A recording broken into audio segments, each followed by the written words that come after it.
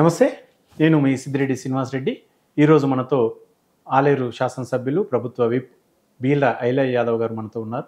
నమస్తే. నమస్తే అన్న. నమస్తే అన్న, చెప్పండి.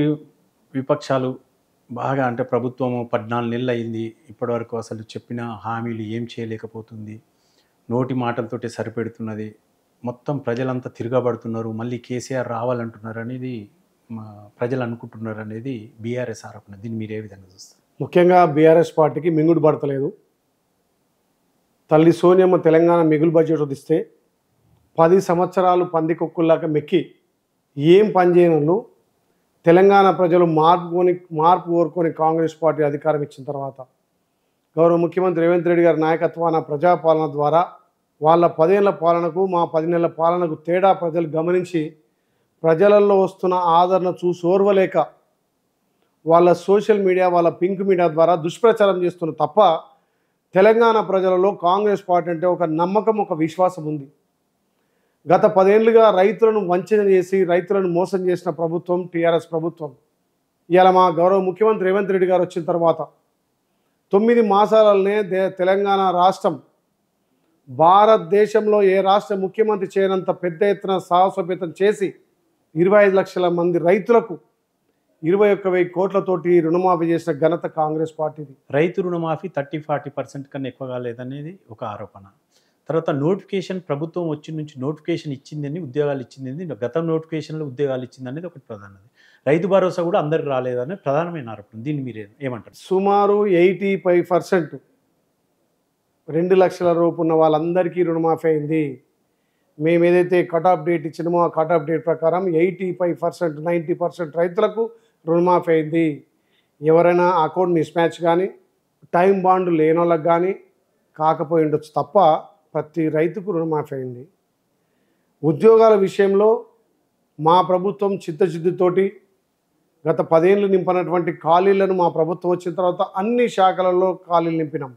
ఇవాళ మీరు చూడండి, డిఎస్సి మేము వేసినాం. టీచర్ల 16,000 టీచర్లకు బదిలీలు ఇచ్చినాం. అక్కడ 4th యూనివర్సిటీ చేస్తున్నాం. ఇలా అన్ని రకాల విద్యా వ్యవస్థను బలోపేతం చేయడానికి ప్రతి నియోజకవర్గానికి 200 కోట్లతోటి రెసిడెన్షియల్ స్కూల్ని ఏర్పాటు చేస్తున్నాం. ఇది కాంగ్రెస్ పార్టీ రైతులను, మహిళలను, నిరుద్యోగులను, యువతను, ముఖ్యంగా విద్యా సంస్థల మీద ఎక్కువ పెట్టుబడి పెట్టి విద్యారంగాన్ని బలోపేతం చేయడానికి మా గౌరవ ముఖ్యమంత్రి, మా ప్రభుత్వం కృషి చేస్తుంది. కాంగ్రెస్ వచ్చింది, కరువు వచ్చింది అంటారు. కాంగ్రెస్తో పాటు కరువు వచ్చిందా? అంటే వాళ్ళ పిచ్చి ప్రేలాపనలు. మొన్న పండినటువంటి పంట భారతదేశంలోనే తెలంగాణ నెంబర్ 1 పండించిన పంట.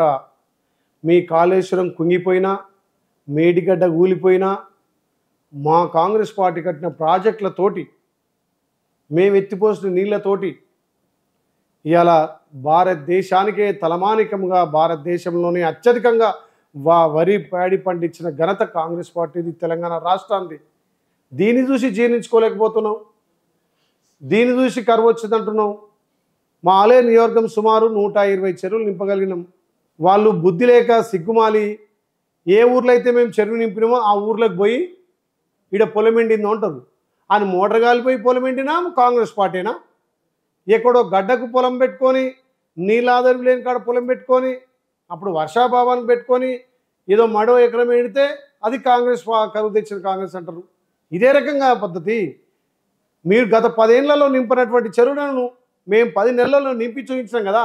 మీ బావగారి పొలం ఎండిపోయింది అనేది వాళ్ళు సోషల్ మీడియాలో బాగా హైలైట్ చేస్తారు. అదే చెప్తున్నా.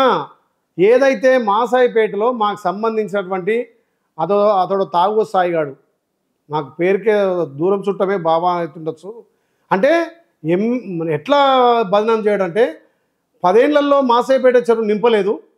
నేను వచ్చిన తర్వాత సపరేట్ కాలువ కొట్టించి సైదాపురం, మాసాయిపేట దానికి సంబంధించినటువంటి యారుటలో ప్రతి చెరువు నింపితే, నేను ఏ గ్రామంలో చెరువు నింపితే ఆ గ్రామంపై పోలం ఎండింది. అయిలే బావట ఏమన్నా బుద్ధున్న మాటలేనా?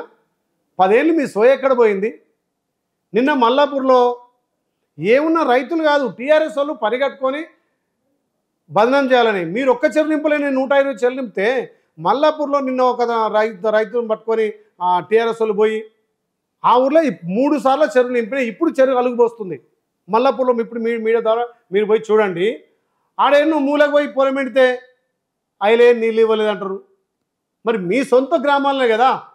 అదే ఏదైతే మాజీ ఎమ్మెల్యే సునీతా మహేందర్ రెడ్డి సొంతూరు వంగపల్లి నింపిన కదా, మండల పార్టీ అధ్యక్షుడు ఊరిలో చెరువు నింపిన కదా, మాసాయిపేటలో చెరువు నింపిన కదా. నా నియోజకవర్గంలో 200 గ్రామాలు ఉంటే 120-130 చెరువులు నింపిన ఇప్పటికీ. Save a life. Download uBlood app. uBlood for the new blood.